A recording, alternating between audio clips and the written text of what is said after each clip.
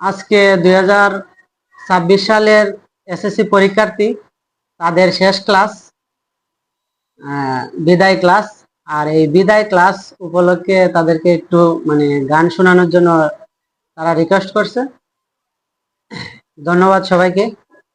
যেন এ বাদন চিরে গেলে কবু আসবে আমার মরণ, আমার মতো এত সুখী নয়তো কারো জীবন।